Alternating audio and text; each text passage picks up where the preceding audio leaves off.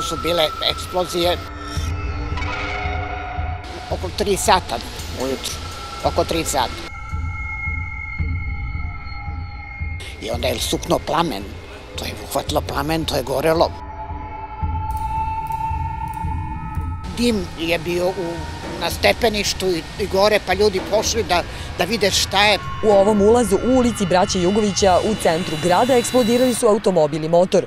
Bar tako tvrde stanari koji su, kako kažu, od jačine detonacije poskakali iz kreveta, a kažu da je na prvom spratu i parket bio vruć.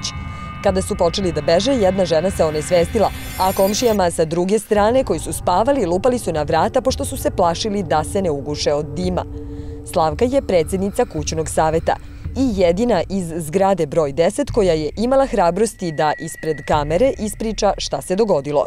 Na motoru neko proleteo, neko dvojica mladića i da je to džip i jedna kola i ovde ova. Ali ovde je bila najveća eksplozija jer je to zatvoren prostor.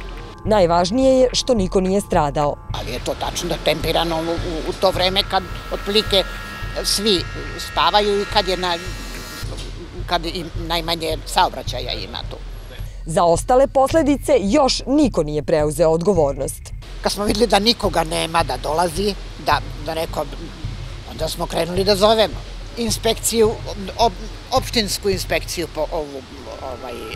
komunalnu. Pa uputili su oni na gradsku, pa i onda oni opet na neki Beoservis ili tako nešto. Pa su otud, to su nas vadali po tim, naravno, infostan i to, taj gradsko stambeno. Je li neko od njih uopšte došao? Niko nije. Od njih niko nije došao. Nezvanično saznajemo da su sva vozila koja su izgorela odmah odneta.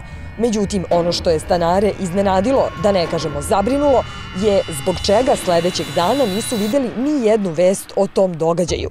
Da li je moguće da nikoga ne zanima eksplozija u strogom centru Beograda, praktično na samo nekoliko metara od Narodnog pozorišta? Samo sam se zapanjila, rekla sam da se vraćamo u 90. godine,